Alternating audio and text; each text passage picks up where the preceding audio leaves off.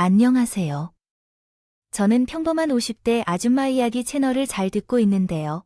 듣다 보니 몇 년 전에 겪은 귀막힌 사연을 털어놓고 싶어서 이렇게 글을 쓰게 되었어요. 제 하나뿐인 딸의 결혼에 관한 이야기인데 마지막에 통쾌한 반전이 숨겨져 있으니 꼭 끝까지 들어주세요.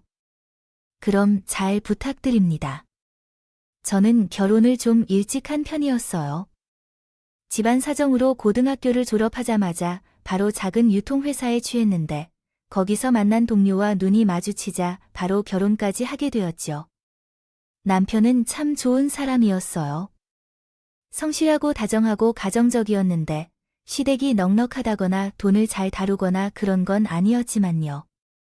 밖에서 혼자 마셔서 먹으면 저를 생각을 꼭 따로 했었고 겨울에는 제가 좋아하는 군고구마 호떡과 같은 것을 사다가 식품을 세라에 넣고 달려오는 그런 사람이었어요. 결혼한 지 얼마 안 돼서 그토록 바랬던 아이를 낳았을 때 행복이 절정에 달했어요.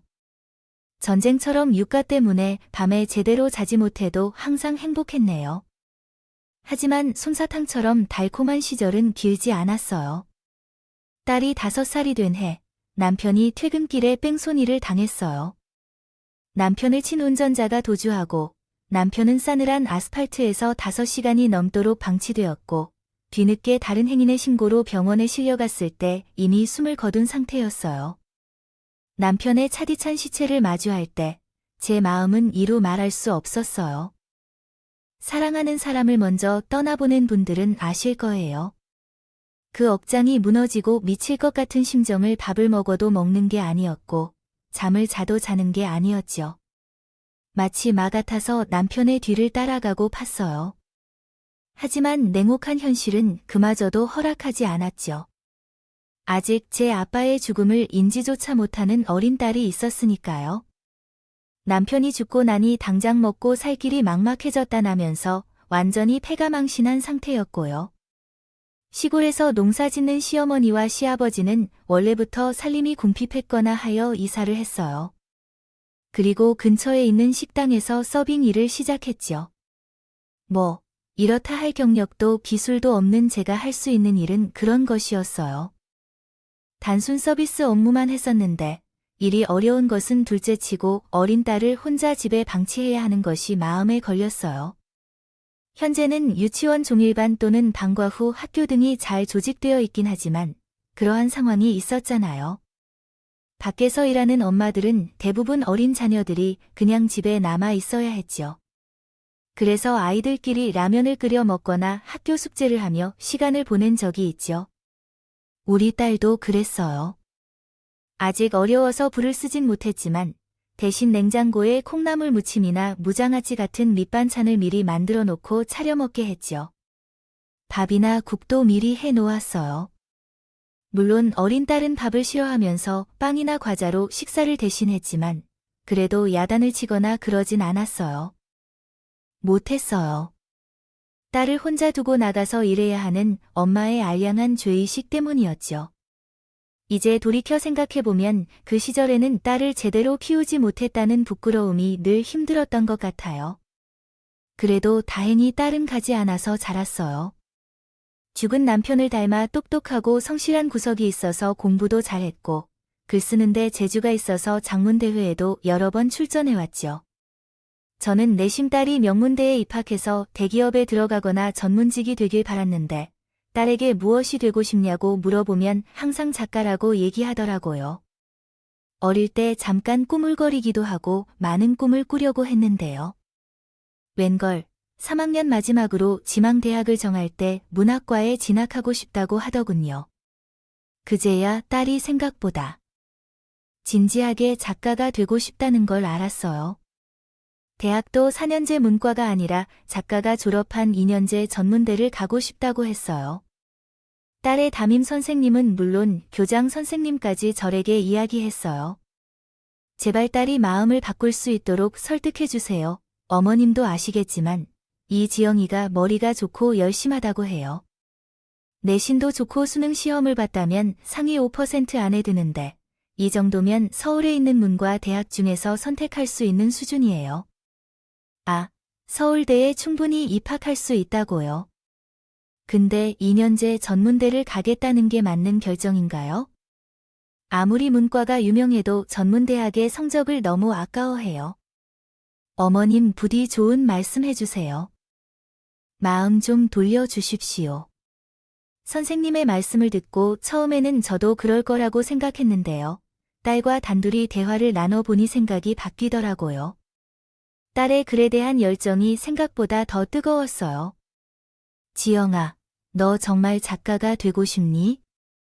응, 계속 얘기했잖아. 엄마, 난 글 쓰는 사람이 되고 싶어. 글로 먹고 산다는 게 얼마나 힘든지 알고는 있는 거지. 지영이, 너도 알다시피 우리 형편이 그렇게 넉넉한 편은 아니잖아. 다른 집 부모들처럼 엄마가 널 계속 뒷바라지 해줄 순 없어. 대학 졸업하면 바로 돈을 벌어야 할 텐데, 글로 그게 되겠어? 신춘문인지 뭔지, 거기엔 등단해 굶어 죽는 사람들이 대부분이라 나도 알지. 그러니까 대학. 2년이 아니라 딱 3년만 도전해 볼게요. 그동안 나는 엄마에게 착한 딸이었나 늘 바쁜 엄마에게 투정을 한 적이 없잖아. 그러니 딱 3년만 내가 하고 싶은 일을 하면서 살면 안 될까? 딸이 그렇게 울면서 호소하는데 차마 안 된다고 말할 수가 없더라고요. 결국 저는 딸에게 마음껏 하고 싶은 일을 하고 살라고 얘기했고, 딸은 스스로가 바라던 대로 2년 전문대학과에 진학했습니다. 대학생이 된 딸은 옆에서 보기에도 참 열심히 살았어요. 낮에는 학교에서 열심히 수업을 듣고, 밤에는 조금이라도 생활비를 벌겠다고 편의점 아르바이트를 했어요. 항상 밤 10시가 넘어 집에 들어왔는데, 그 이후에도 쉬지 않고 밀린 과제를 하거나 글을 썼지요. 부모로서 얼마나 자랑스러웠는지요. 몰라요. 마치 아르바이트 같은 거 하지 말고 학업에만 집중하라고 하고 싶었는데요. 제가 버는 벌이로는 딸의 대학 등록금을 부담하게 될 것만으로도 벅차거나 부모인 것 같아서 마음이 아팠어요. 먼저 세상을 떠난 남편을 원망하기도 했어요. 하늘이 보기에도 그런 죄가 안쓰러웠던 걸까요? 뜻밖의 행운이 저를 찾아왔어요. 그때가 친정 아버지가 지병으로 돌아가신 지 4년 정도 됐을 때인데요. 어느 날 꿈에 돌아가신 아버지가 나와 6개의 숫자를 불러주신 게 아니겠어요? 보통 꿈은 깨고 나면 점차 흐려지는데 놀랍게도 그 꿈은 시간이 지날수록 생생해지는 거예요. 6개의 숫자가 또렷하게 기억에 남아 있습니다. 신비로운 마음이 불러일으킨 이런 사실을 식당 아주머니에게 고백했는데 그분이 한번 복권을 사보라며 제게 건네주신 거예요. 그런데 그거 정말 복권 번호를 불러주셨어요. 꿈속에서 돌아가신 할아버지가 나에게 복권 번호를 알려주었기 때문에 1등에 당첨되었죠. 자기도 혹시 이런 복권의 본전이니까 한번 사봐라고 하더라고요. 그전에는 복권을 한 번도 사본 적이 없었거든요. 순전히 하루 가며 하루 먹고 살아야 하는 바쁜 삶을 살고 있었기에 당첨되는 확률보다는 돈을 낭비하게 될 확률이 훨씬 높았죠. 하지만 그날만큼은 뭔가 꼭 사야겠다는 생각이 들었어요. 그래서 퇴근길에 동네 편의점에 들러 복권을 사러 간 것이었습니다. 아버지께서 안내해 주신 복권 번호를 산 것이었죠. 결과는 놀라운 일이었어요. 그 주말에 텔레비전에서 진행되는 복권 번호 추첨을 떨리는 마음으로 지켜보았는데, 놀랍게도 1등에 당첨되었습니다. 믿기지가 않아 몇 번이고 확인했지만 결과는 마찬가지였죠. 곧장 가족들에게 전화해서 이 소식을 알렸어요. 엄마는 하늘에 계신 아버지께서 나를 불쌍히 여겨 도와주신 것이라고 말씀하셨어요. 제 생각도 비슷했기에 고향에 계신 아버지 묘소에 찾아가 울면서 감사의 인사를 전했습니다. 그 이후로 제 삶은 180도로 바뀌었어요. 먼저 당첨금으로부터 아버지가 이루고 싶어 했던 것들을 실현하고 싶어요. 예전에 사업 실패로 인해 지고 있던 빚을 모두 갚고 딸과 친정의 엄마와 시아버지에게 고급 전원주택을 샀어요. 병원에서 원무 과장으로 일하는 남동생에게도 통큰 1억 원을 주었어요. 다른 사람들에게는 몰라도 가족들에게는 희림을 베풀고 싶었어요. 그런데 돈이 남아서 뭘 할까 고민을 했는데 엄마가 슬쩍 아버지가 하던 사업을 다시 일으켜보면 어떨까 하시더라고요. 아버지가 원래 하던 사업은 가전제품 제조업이었어요. 그래도 주부들 사이에서는 품질 좋은 중저가 브랜드로 유명했거든요. 내 아버지가 운영하던 회사는 자기 청춘을 다 바친 회사였다. 아, 그때 투자를 제때 받았더라면 그렇게 무너지지 않았을 텐데. 아이가 죽기 전까지도 참 많은 일이 있었어요. 그래도 어쩌면 너에게 그런 큰 행운을 주게 된 것은 자기 회사를 다시 일으키라고 그러려고 한 게 아닐까 생각해. 엄마는 엄마 마음으로 이해하기는 하지만 선뜻 아버지의 사업을 다시 시작하기에 여러 면에서 부담스러울 거라고요. 무엇보다 저는 그때까지 식당에서 서빙하거나 한 보잘것없는 아줌마였던 것이 두려웠는데 돈만 읽는 게 아닐지도 몰랐어요. 제게 용기를 부숴주신 건 다름 아니라 딸이었어요. 엄마는 나가 공부 잘한 게 아빠를 닮았다고 했지만 근데 난 언제나 아빠를 닮지 않고 엄마를 닮았다고 생각했어. 갑자기 왜 그런 말을 하는 거야? 그건 그냥 말이 아니야. 나를 보면서 생긴 것도 성격도 다 엄마 닮았다고 하는데 어떻게 머리만 아빠를 물려받을 수 있다는 거야? 수가 있겠어. 엄마도 어릴 때 공부를 잘했다며 근데 갑자기 할아버지가 사업이 어려워지면서 대학에 못 간 거잖아. 지금 엄마는 식당에서 일하면서 틈틈이 뉴스도 챙겨보고 신문도 읽고 그러잖아. 돈 계산도 척척이 잘하는 아줌마들 중에 이렇게 똑똑한 사람 본 적 없어. 엄마가 마음만 먹으면 충분히 잘할 수 있을 거라고 생각해. 글쎄, 엄마는 잘 모르겠다. 지영아. 복잡하게 생각할 거 없고 딱 이것만 생각해. 내가 그 일을 하고 싶은가 하고 싶지 않은가? 엄마도 내가 글 쓰고 싶다고 했을 때 하고 싶은 거 하라면서 허락해 줬잖아. 엄마도 충분히 그럴 자격이 있다고 생각해. 딸이 있어 하고 싶으면 해 라고 말했을 때 나는 망설이고 있었는데 그 말로 인해 날개를 달아주었습니다. 돌이켜보면 어린 시절부터 사업을 하는 아버지를 동경했어요.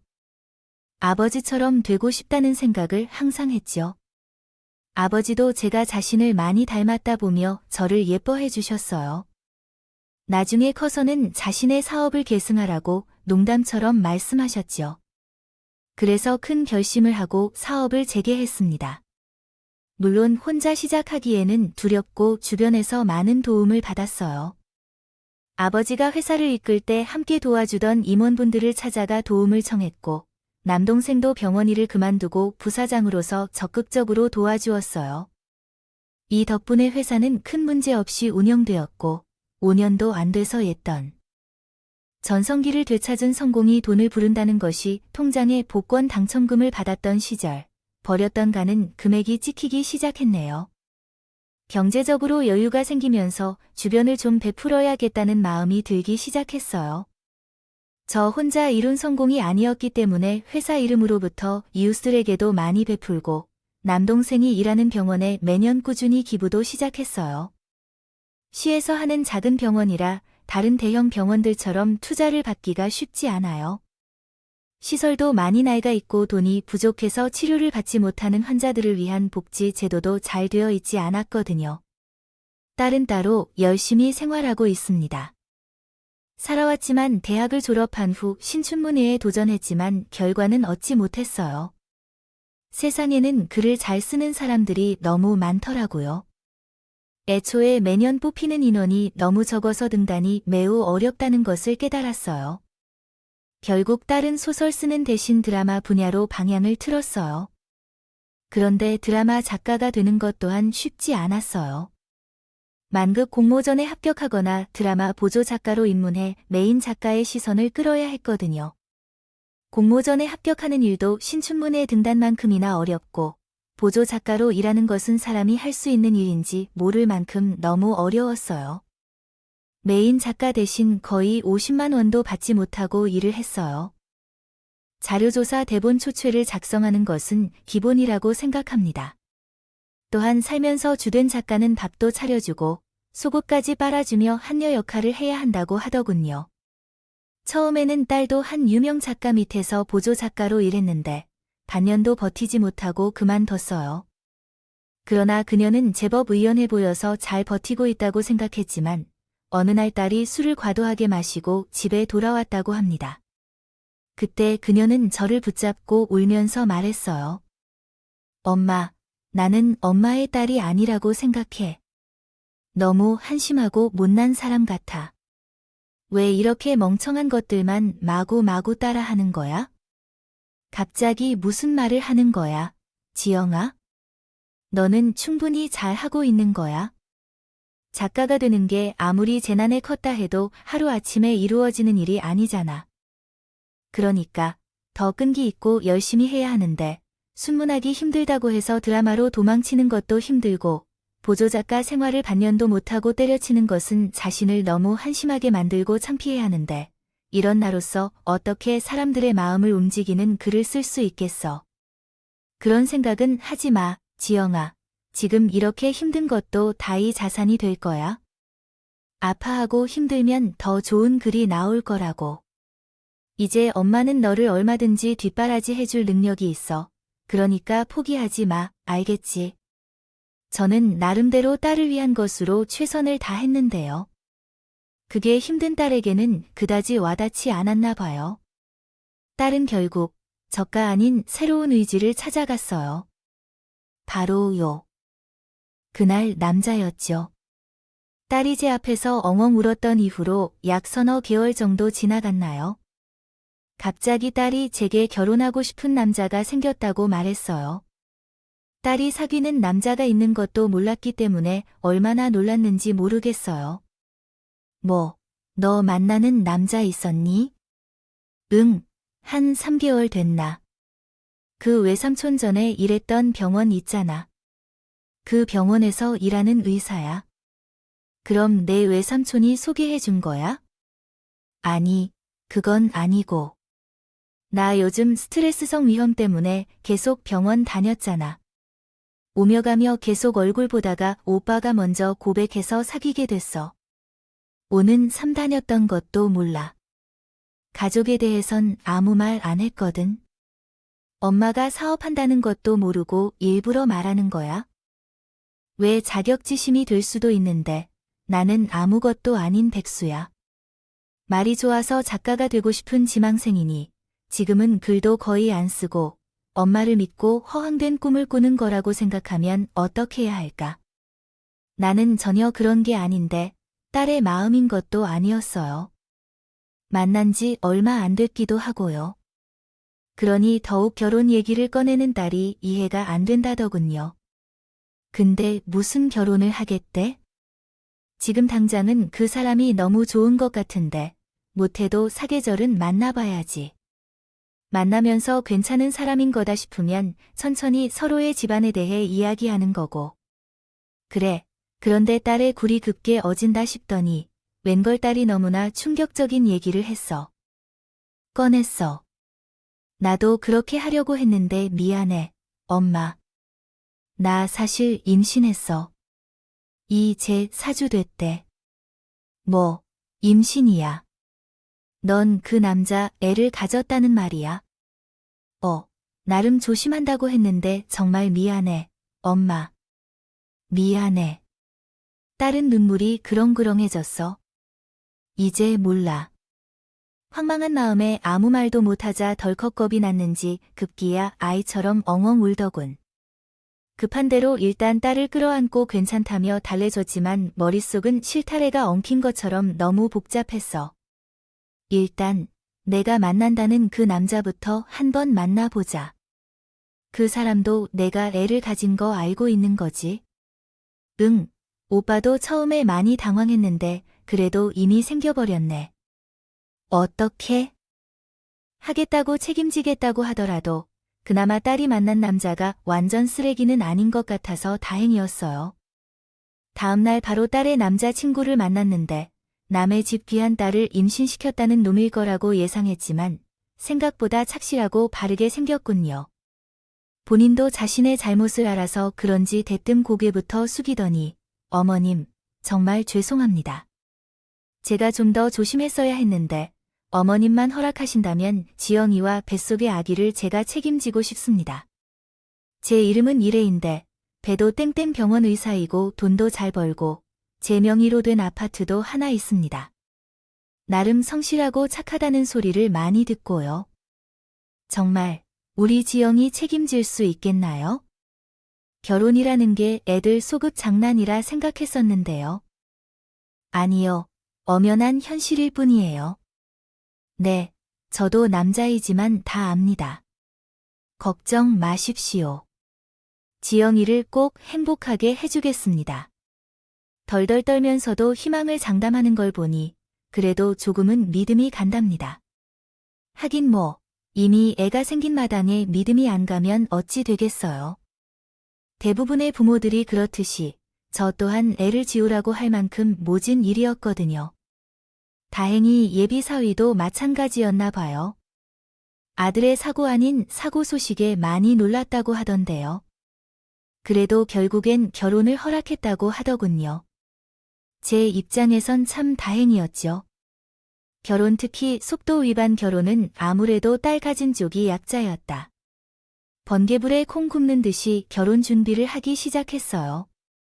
처음에는 마냥 행복해 보이던 얼굴도 시간이 갈수록 어두워질수록 내 살은 날이 갈수록 빠지고 두 눈은 점점 흐려져 가요. 만약 어디가 아프냐고 물어보면 입을 가릴 정도로 흐릿하게 웃곤 해요. 어리석은 나는 딸의 그런 말을 믿었어요. 딸이 어떤 고통스러운 학대를 받고 있는지는 전혀 알지 못했으니까 말이죠. 사건의 전체 내용을 알게 된 건 면상이나 내게 있어서 당일이었어요. 전날 밤부터 긴장되어서 잠을 이루기 힘들었어요. 새벽에 기상해서 백화점에서 산 고급 투피스를 입고 헤어샵에 가서 머리와 메이크업을 맞춘 다음 최대한 멋있게 차려입고 딸을 도왔어요.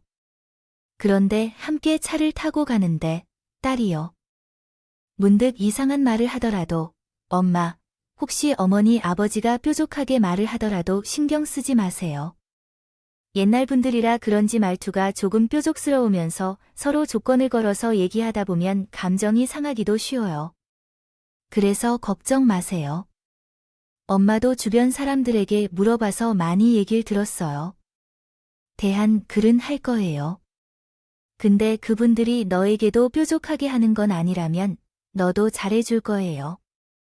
뱃속에 손주를 품은 분들이라면서 말투가 때로 툭툭 내는 게 있어서 속은 전혀 그렇지 않고 엄청 따뜻한 분들이에요. 봐, 미리 말한 거예요. 예비사돈 부부가 얼마나 좋은 사람들인지 강조하고 다시 강조하는 딸이 이상하다고 생각하지 않나요? 느껴졌어요. 그래도 삼겹이 긴장해서 괜히 그러는 거라 넘겼죠. 원래 제가 남편이 없으니 남동생이 대신 참석하기로 했는데요. 하필 그날 사업상의 이슈가 좀 생겨서 남동생이 뒷수습 때문에 거래처에 들러야 했어요. 그래서 저희 모녀 먼저 상연의 장소에 도착했죠. 예비사위가 먼저 도착해 있더군요. 이 의사라는 직업이 아시다시피 참 바쁘신데 그날도 도저히 스케줄을 통으로 뺄 수가 없어서 예비사위가 일하다 말고 중간에 나온 거였거든요. 그래서 일부러 상견례할 식당도 병원 근처로 잡은 거였고요. 그런데 아무리 기다려도 예비사위가 오지 않는 거예요. 한 30분 정도 기다린 후에야 예비사위가 전화를 걸었는데 문 밖에서 벨소리가 들리는가 싶더니 중년의 부부가 안으로 들어왔습니다. 둘 다 예비사위를 똑 닮아 있어서 바로 알아봤어요. 그런데 둘 다 표정이 어찌나 냉랭했는지 몰라요. 들어서는 순간 방 안 온도가 1도는 내려간 것 같더군요. 심지어 둘 다 늦게 도착했으면 죄송하다는 사과 한마디도 없었어요. 그저 바깥 사더니 차가 좀 막혀서 늦었습니다 하고 자리에 앉은 게 전부였어요. 아무렇게 보다 못한 예비사위가 어색한 우로 입을 열었더니 저희 아버지가 운전이 좀 서툰 편이셔서 어머님이 이해 좀 해주세요 라고 말했죠. 그럼 이해하고 말고 뭐 많이 늦었지 않았나요? 아닌 것을 아무렇지 않은 척하며 웃었지만 솔직히 기분이 많이 나빴어요. 하지만 딸이 결혼하면 앞으로 평생 보고 살아야 하는데 뭐 좋은 게 좋은 거라 생각하고 넘어가기로 했어요. 그런데 웬걸, 그 모습을 띠꺼운 표정으로 쳐다보고 있던 바깥 사돈이 갑자기 입을 열었지요. 이해가 안 되는데, 내가 애원해 억지로 나온 건데. 아버지, 정말 이러실 거예요? 결혼 허락해 주셨잖아요. 근데 자꾸 왜 그러세요? 결혼 허락 안 하면 병원 내려치고 죽을 거라며. 그래서 어쩔 수 없이 오케이 한 건데, 그게 허락이에요. 어쨌든, 기왕 하는 거 좋은 마음으로 하면 좋잖아요. 아, 다른 날도 아니고 상기날에 꼭 지각을 하셔야겠어요. 바라보며 언성을 높였어요. 이봐요. 사부인 저희가 늦어서 기분이 나빠서요.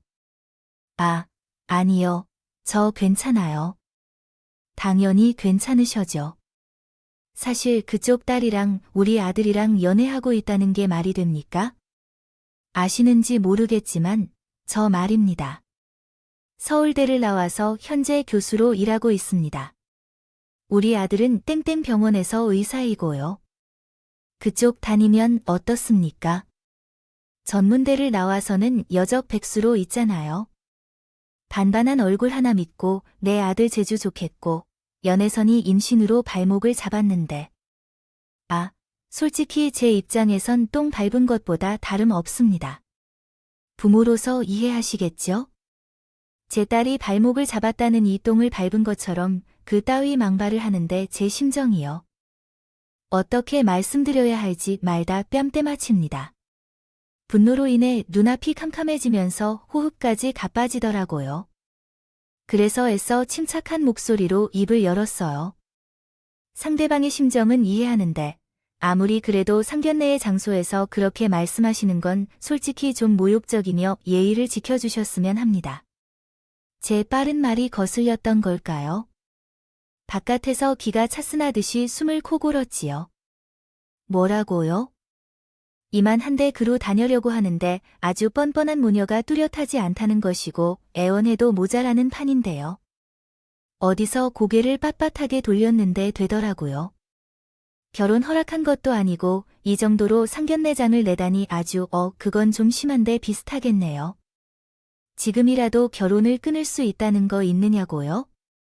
몰라 그럼 지금이라도 결혼을 끊는 게 좋을까요? 나도 이런 곳 못 가리고 막말을 퍼뜨리고 있는 집안에 제 딸 시즌 못 번이니까요. 제 대답에 사돈의 얼굴이 시뻘개졌다. 그리고 벌떡 일어나더니 테이블을 쾅하고 내리쳐도 그 여자 참나. 딱 봐도 무식해 보이는 옆편에 있네. 그러니까 왜 이렇게 계산을 못하지? 당신? 지금 시즌 못 보낸다고 할 처지야. 당신 딸이 언감생심 어딜 가서 의사 남편을 만날 수 있을 것 같은데. 대학은 나왔어. 지금 그게 중요한 게 아닌 것 같은데. 대답 못하는 거 보니까 대왕 못 나오는 거야? 맞네. 말해봐. 맞지, 그래요. 저 고졸입니다. 그런데 지금 여기서 제 학력이 무슨 상관인가요? 그거 보니까 대학도 못 나왔으니까 년도. 전문대를 보냈기 때문에 가방끈이 짧은 사람들은 상종하면 안 돼. 학력도 머리도 모두 유전인 것이니 대대로 물려받는 거라고. 이 결혼을 두 눈에 흙이 들어와도 결코 허락 못해. 이렇게 돌대가리 모녀들이 유전자로 우리 집안 혈통을 더럽힐 수 없지. 여보, 가자고 당장 일어나. 급기와 바깥 사돈은 안 사돈을 이끌고 룸 밖으로 나가려고 했어요. 당황한 딸이 그 바깥 사돈을 붙잡았어. 그러세요, 아버님. 잠시만요. 결혼을 허락해 주시기로 했잖아요. 이제 와서 이러시면 뱃속에 우리 아기는 어떡해요? 그건 제가 알바가 아니지요. 그런 말씀 마세요, 아버님. 손주는 개뿔이에요. 걔가 우리 수철이 애라는 증거도 없잖나요. 막말로 내가 다른 남자의 품에 안기고 와서 사기치는. 어떻게 그런 짓을 하냐고 걸지. 제가 이미 다 말씀드렸잖아요. 전 오빠가 첫 남자였어요. 전문대를 나온 백수인 집애가 팔자. 고치려면 어떤 일을 못해? 되고 싶은 마음에 별짓 다 하는 여자들이 널리 알려져. 바깥 사돈이 선을 넘은 막말의 딸의 얼굴이 화끈해졌어요. 보다 못한 예비 사위가 나서서 그런 딸을 감싸줬더군요. 아버지, 그만하세요. 오늘만큼은 이렇지 않기로 했잖아요. 이럴 거면 애초에 결혼을 허락하지 말던가요? 그래서 내가 방금 얘기했잖아요. 결혼을 허락했다가 취소하고 싶다는 거죠. 왜 이렇게 못 알아듣고 못 빼먹은 집안이랑 어울리더니 너도 멍청해진 거냐? 아버지, 정말 이러셔요. 제철아. 너 어제 아버지랑 했던 얘기 잘 생각해봐. 그 집안에서 너 당장 사위 삼고 싶다고 난리고 그 집단 돈의 사진 보더니 한번 만나보고 싶대. 그 양반이 얼마나 돈이 많은 줄 아냐? 그 집안, 사위만 되면 너, 지금처럼 병원에서 개같이 고생 안 해도 돼. 개인 병원 차려서 떵떵거리면서 편하게 일할 수 있다고. 아무래도 따로 혼담을 진행하고 싶었던 집안이 있는 것 같더라고요. 사실 바깥 사돈의 그 말 자체는 그렇게 놀랍지 않았는데 충격적이었던 건 예비 사위의 반응이었어요. 그건 제가 됐다고 했잖아요. 되긴 뭐가 돼, 이마 사실. 너도 망설이고. 그 아이는 그냥 지우면 끝이라고. 너도 비지도 아니고 사내의 자식인데 그런 실수는 한 번쯤은 하는 것도 없지 않아. 지금이라도 헤어졌으면 좋겠는데 아니야. 이 교수라는 것은 명예는 있어도 돈은 없는 거야. 아버지가 얼마나 힘들게 일해봤자 결국 내 병원은 무슨 대접을 받을 수 없을 거야. 이 집안에서는 딸이 전문대를 졸업한 백수이고 그 어머니는 대학도 못 나간 고졸인데 단지 죽은 남편의 보험금으로 지금까지 계속 연명하면서 살아왔겠지. 결혼하면 너는 그저 그들의 공식 호구가 되는 거야. 너를 따라 들락거리며 목을 물어먹을 모녀가 평생을 널 쥐고 있을 거라고. 의사인 너와 결혼할 돈을 가진 집안들이 많은데 왜 그런 어리석은 선택을 하려는 건지. 해 예비 사돈의 계속된 설득에 예비 사위는 아무 말도 하지 못했어요. 어쩔 줄 몰라 하는 그 표정에서 저는 망설임을 읽었어요. 그것으로 끝이었어요. 제 딸을 평생 책임지겠다고 해놓고는 그런 반응이 말이 되나요? 이혼보다는 파혼이 낫다고 지금이라도 끝내야 했어요. 저는 가족을 단단히 하고 딸을 향해 몸을 돌렸어요. 지영아, 너 정말 저런 집안에 시집 갈 거니? 다른 집안이랑 널 비교하면서 재고 따지는 남자랑 평생 같이 살 수 있겠어? 어느새 딸의 눈이 잔뜩 붉어져 있었어요. 믿었던 남자에 대한 배신감으로 충격이 큰 것 같더군요. 제 딸의 어깨를 쓸어주면서 말을 걸었어요. 결혼에 맞자 불행할 거야. 성물 같은 인간들이 널 하루가 다르게 달달 볶아될 거고 내가 믿었던 남자는 결코 의지가 되어주지 못할 거야. 지금도 그러한 망설이는 모습을 보면 모르겠니? 결혼은 아이들의 장난이 아니고 잘 생각해야 돼. 하지만 그래도 뱃속에 우리 아기는 어떻게? 태어나자마자 아빠가 없으면 그게 어떻게 될까? 그래서 엄마도 너 아빠 없이 잘만 키웠거든.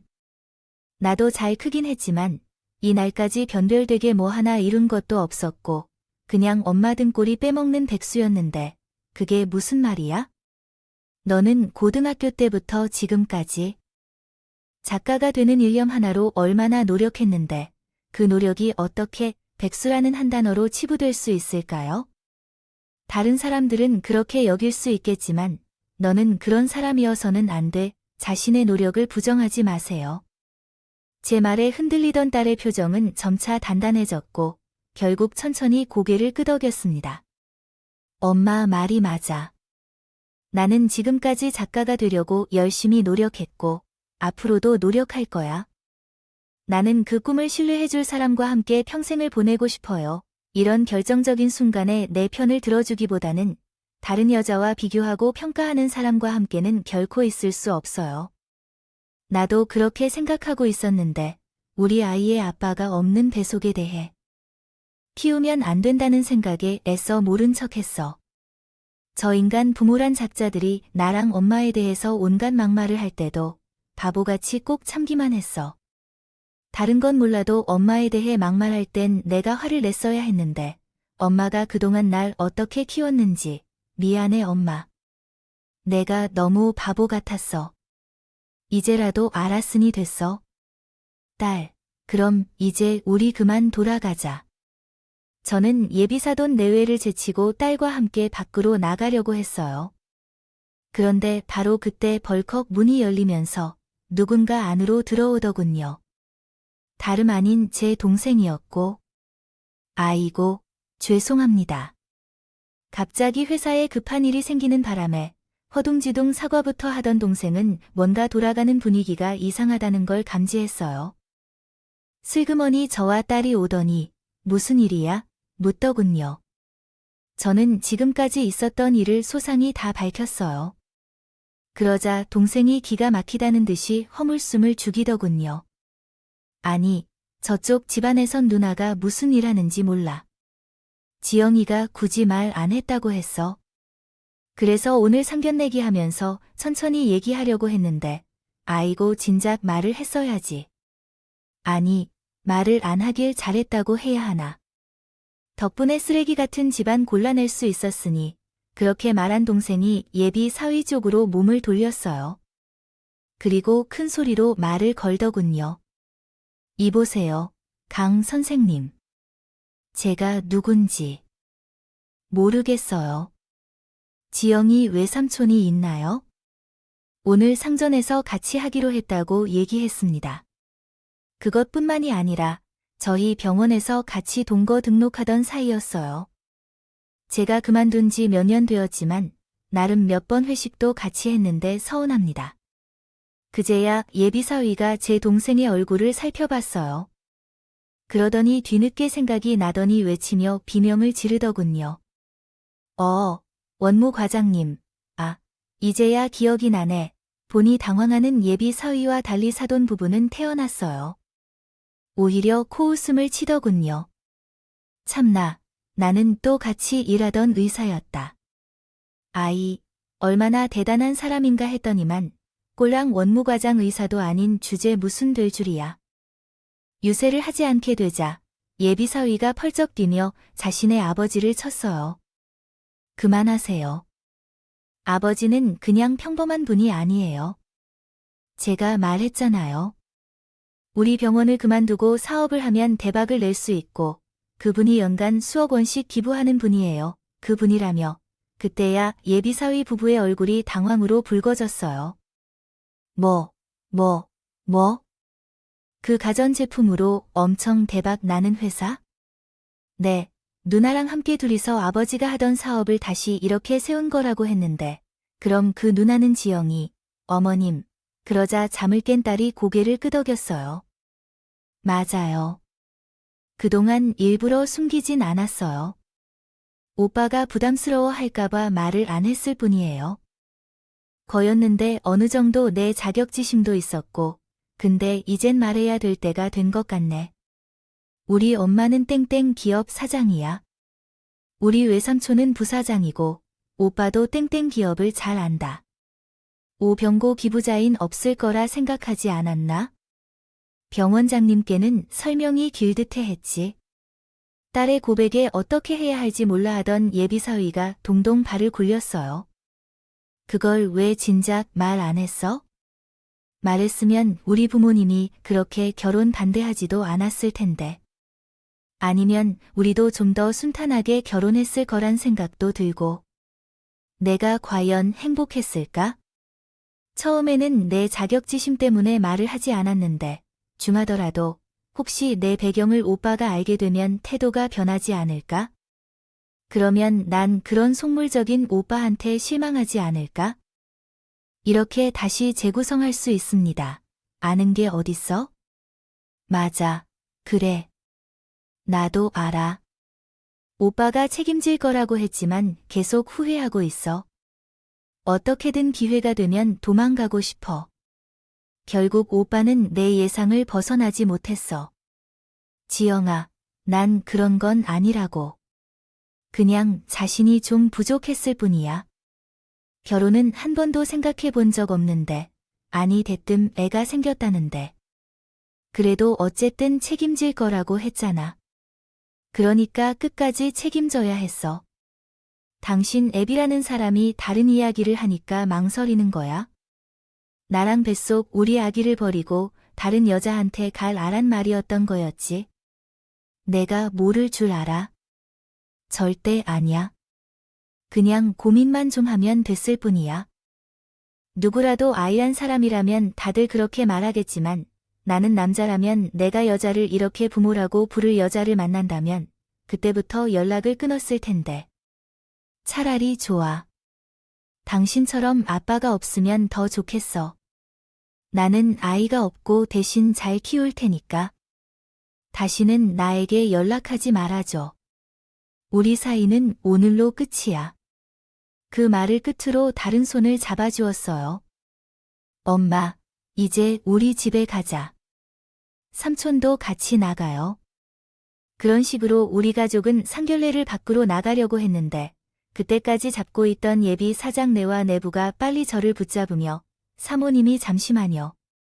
아이, 이대로 가시면 어떻게 되겠어요? 아, 우리 이야기 좀 나눠봐요.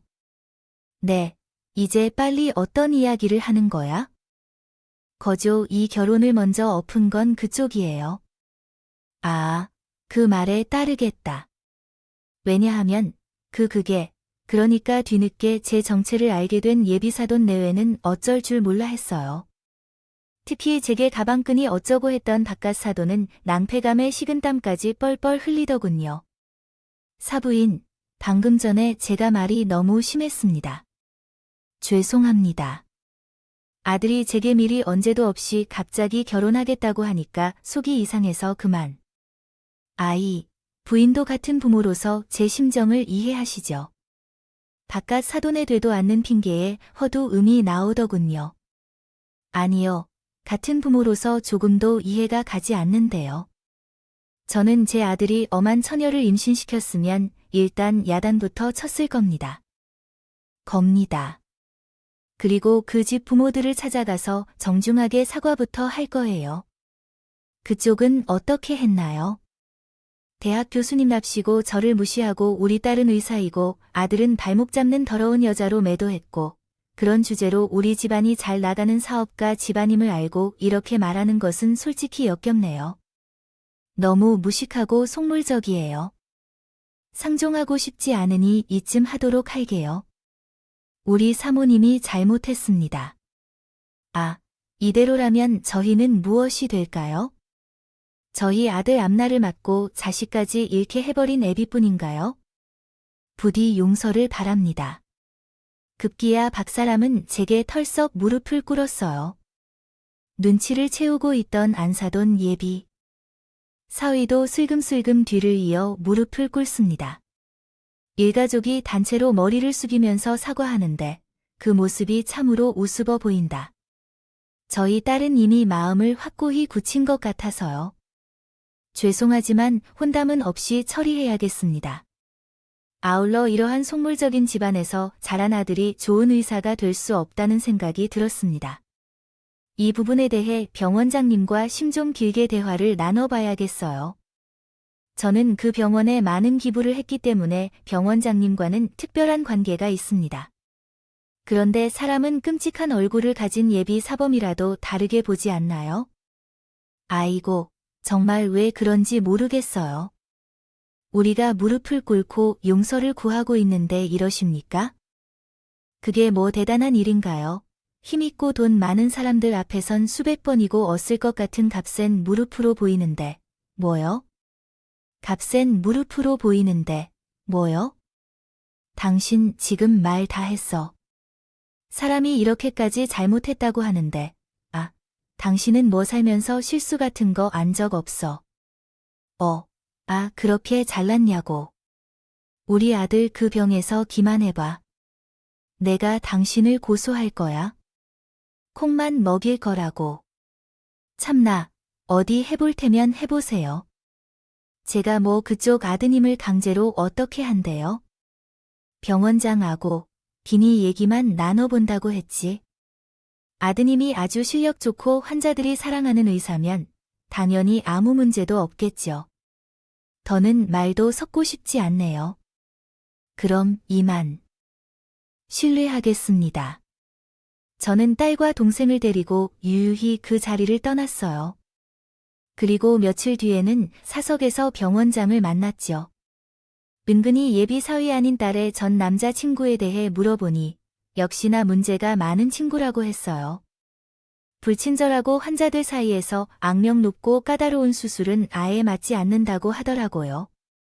심지어 몇 달 전에는 작은 의료사고를 일으켜 하마터면 소송에 휘말릴 뻔했다고 했어요. 병원장은 골치 아프다며 정리할지 말지 고민이 크다고 했죠. 그래서 저는 그런 병원장에게 어떻게 정리하는 게 좋을지 은근히 의견을 냈어요.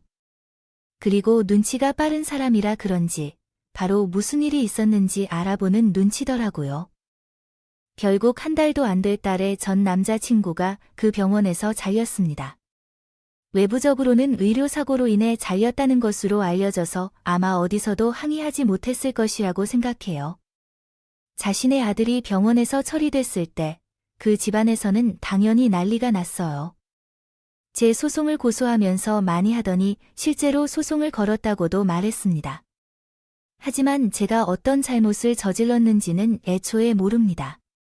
제가 돈과 권력으로 명예 있는 의사를 강요해서 자른 것도 아니고 사실 병원장도 그렇게 처리할까 말까 고민하던 중에 친구가 그를 도와주었을 뿐입니다. 그렇게 혐의로 판결이 났고 모든 소송 비용도 그쪽에서 지불하게 되었습니다. 하지만 그것으로 만족을 하지 않고 진심으로 억울함을 느끼어 역으로 명예훼손 소송을 제기했습니다. 실력 있는 변호인진을 선임하여 실망하지 않았어요. 아주 대대적이기 때문일까요? 지리한 법적 다툼 끝에 딸의 전 남자친구와 그 애에게 유죄가 선고됐고 제게 몇천 단위의 위자료를 물어줘야 했습니다. 얼마 안 되는 돈이었지만 무엇수가 중요한가요? 제가 그쪽에 한 방 먹였다는 게 중요한 거죠. 그 집안에서는 도저히 이길 수 없다는 걸 뒤늦게 깨달았나 봐요. 그때부턴 전략을 바꿔서 저희 딸에게 제발 한 번만 봐달라 면서 용서를 구하더니 딸의 전 남자친구는 거의 매일 같이 저희 집 앞으로 찾아와 딸에게 울며불며 매달렸어요. 딸은 그 일로 스트레스를 많이 받았는데요.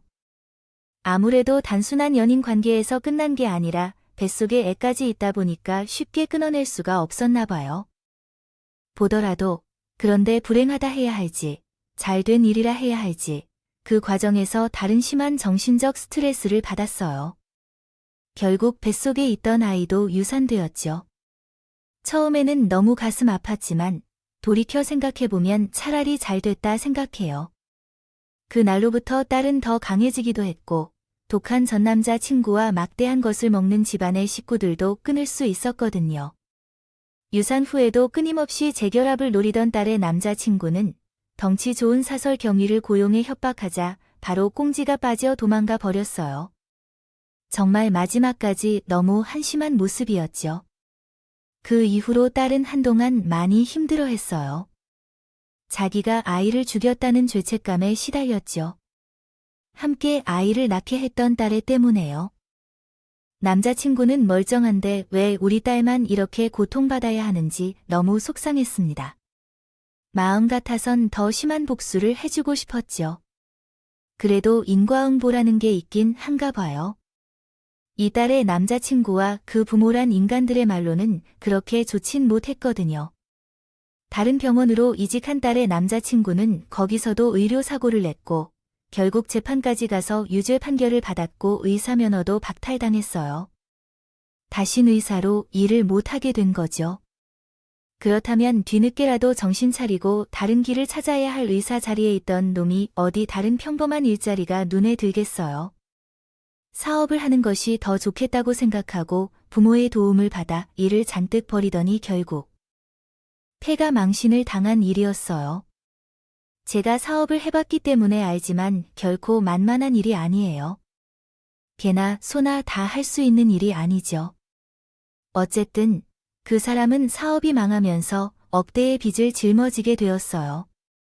그 부담은 고스란히 부모님께 돌아갔지요. 듣기로는 채비까지 졌다던데 결국 그 빚을 갚지 못해서 사채업자들이 그 아버지 학교까지 찾아가 행패를 부렸다고 하더라고요.